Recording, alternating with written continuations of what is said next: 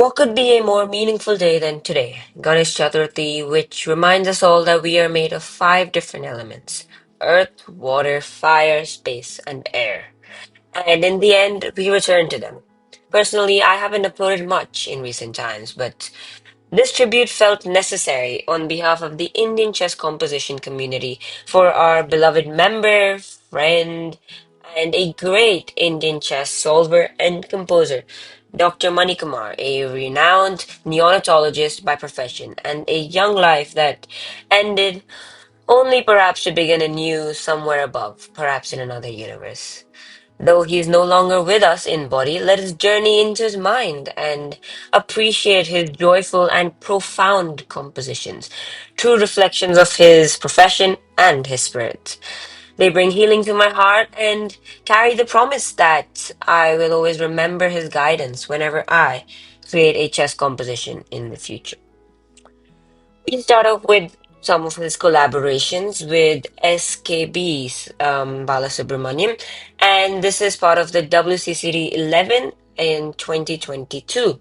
These are more of his recent compositions, and I chose them just to show what he embodies. And in this composition, we see that we have a lone knight. It's a helpmate in 3.5, and there's two solutions. We see there's a lone knight on e2 and a pawn on f6. And we have four moves from white and three moves for black to try and checkmate this black king. And again, we see a very weird thing in this corner of the board with a black bishop here, a black rook here, and another some sort of a battery and a rook here and a bishop here, but we don't exactly know what's going to happen. And yeah, the main thing which we can first think is that this pawn probably has some role because a lone knight would probably not be checkmating the king. And so the first thought could be to play something like bishop b7 or rook e7. But the first move is indeed white's, and so the right move here is knight c7. Knight c7, what this does is that it ensures that now black has a promoting opportunity as well. But he doesn't promote right now because if he does so, then white will have only one move, king d8, which is not that useful of a move. Instead, black plays bishop to e7. And now white is left with one choice, which is, of course, to capture the bishop. What this does is that it opens new possibilities for the white pawn to promote so that it can checkmate in various different ways, whether it's a queen, a knight, a bishop, or a rook. That we'll have to know. Now, black, of course, takes this and promotes to a bishop, an important move, because what black is aiming to do is that when white promotes to a queen, the black bishop goes to g5 and queen comes to e2 to checkmate. Of course, nothing else could be done, nothing else could be promoted because if, for instance, a queen is promoted, the same thing would not work since queen g5 and queen e2 is not checkmate because queen g4 is present. And yeah, that's the first solution. And the second solution goes, instead of knight going to c1, the knight goes to g1. Then the rook comes to e7 instead of the bishop. Again, this is important to see why happens, and I will do a comparison of both solutions side by side to better understand. Rook e7, f into e7, and now, of course, um, there's a promotion on g1, and white promotes to a knight. Rook goes to g5 and knight f6 checkmate. So first of all, we see a very interesting theme which Manikumar always implemented in some of his problems. That is the Alum Wanlung. That means AUW or all four chess promotions. We see a rook promotion, a knight promotion, and in the other solution, we see a bishop promotion and a queen promotion. Furthermore, we see some interesting techniques which are used and are reminiscent of what he does, which is that both solutions have so much unity together. White's first move is a sacrificial move of the knight. It moves to a square where it will sacrifice itself, and so that the black pawn can capture itself, promote itself, and go to its final square. In the knight c1 solution, The black next move is a sacrificial move as well of the rook or the bishop. And it goes to e7 to again sacrifice itself so that the white pawn can capture it. After that, both sides capture and promote their pieces. And then again, we see a nice touch that both the promotions go to the same square, bishop g5 in this scenario, or rook g5 here. And finally, there's a checkmate. Furthermore, one may think, oh, so why not, instead of in this solution where bishop e7 is played, why not rook e7? Great idea, but again, a fatal flaw exists is that now when there's a queen promotion, bishop g5, queen e2 is now no longer checkmate because the bishop can come to save it. Similarly, in the other solution, where knight g7, bishop e7, f into e7, and again, capture rook, promotion to knight, rook g5. This time around, knight f6 doesn't work since it's not checkmate, since the black rook can capture it. Therefore, all pieces have a role in this composition, and every single move of each side is linked. And this was something which Manikumar always aimed to do in his problems. There was always unity, especially in his helpmates, and these type of helpmates. And this collaboration with S.K. Balasubramaniam earned him the 11th place in the WCCD 2022. Moving on to the next composition, which is another um, collaboration between Manikumar and S.K. Balasubramaniam for the same tourney, WCCD 11 2022. This time around, it's a helpmate in 3.5 again, and there's a twin, so there's no two solutions, but rather there's a twin of adding a black pawn on b4. First, we try to solve this, and we see that white has a rook and a bishop, comparatively better towards the last problem, but there's a queen and there's multiple pawns which are stopping white's idea to checkmate the king. And so what white does is it sacrifices its rook. And now black has a choice. Black plays queen e6 here, bishop to e1, king to e5, bishop to a5, king into d6, and bishop to c7, checkmate. So what we see here is that white first plays rook into d6 to ensure that the black queen can then move to e6. And so in the final solution, e6 will be covered.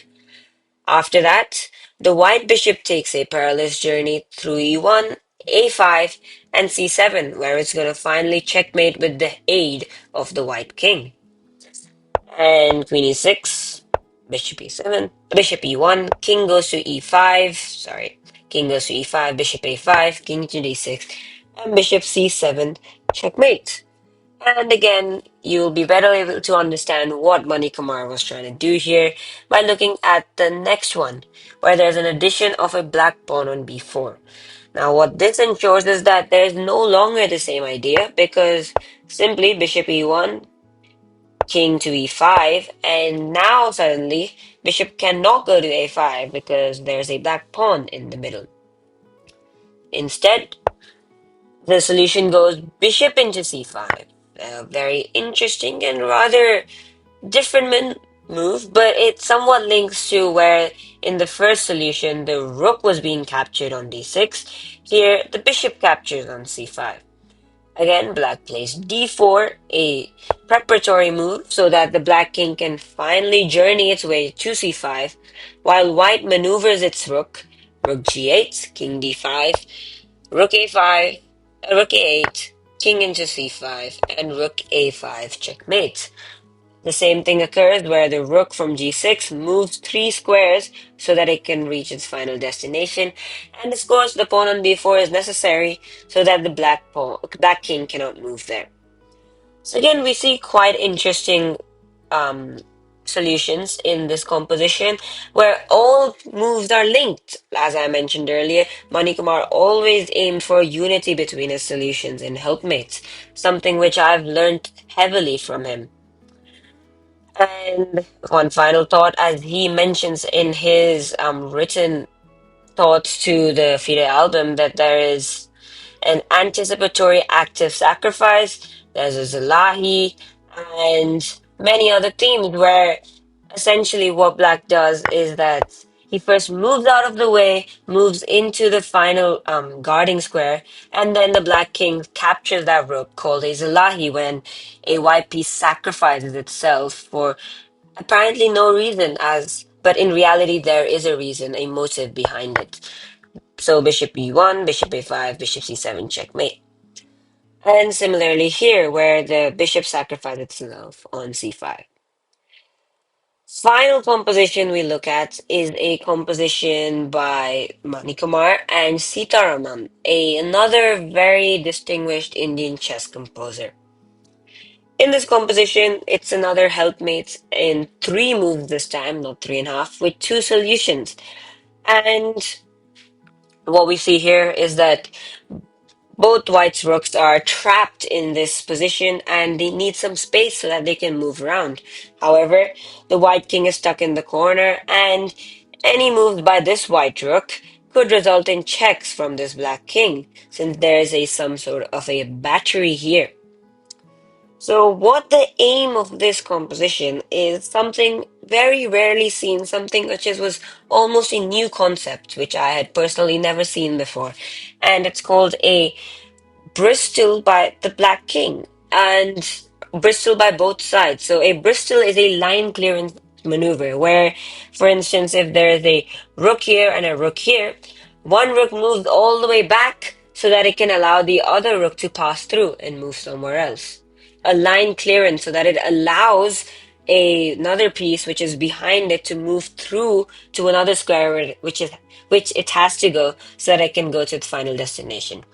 Here we see that done by the king, some piece which you would never think so because a king is so slow, right? Compared to a rook or a bishop which can move really quickly, really many squares amongst a diagonal or a file. But here we see king d4. White plays d3, black goes king c3. Now this ensures the white rook can move as well since d3 ensured the white rook can go to d2. And now black plays bishop d4 and rook a c2 checkmate. What this does, and what's so interesting about this, is that both sides perform a Bristol.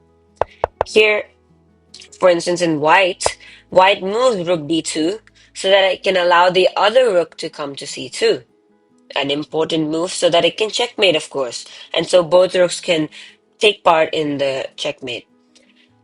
And by black, of course, the black king moves to d4 and then it moves to c3 so that it can allow the black bishop to move to d4, a square which it has to go so that it can ensure the black king cannot run away from that square.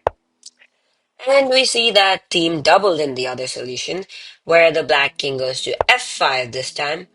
White plays d4. What this does is that it ensures that this white rook can move. Black plays king to g5, white goes rook h2 all the way back. So that now black rook goes f5 and white rook goes g2. And it's a checkmate. And so, again, what happens here is that there's a Bristol by the black king and rook, since the black king moves all the way to g5, so that the black rook can finally access the f5 square. On the other hand, white does the same thing, but with the two rooks instead of a king, where he goes rook h2 and then rook a g2 checkmate. So yeah, these were the three compositions I chose amongst many, many amazing problems which Dr. Manikumar has made. And yeah, my final notes are just that we're going to remember him and going to keep his guidance alive with all of his amazing ideas about helpmates, fairies, and pretty much every single genre he partaked in. And of course, not to mention that he was an amazing chess solver as well, chess problem solver, where he solved chess composition so diligently and so quickly that it was quite an awe to watch him in play. So that's it from me, and rest in peace. Thank you.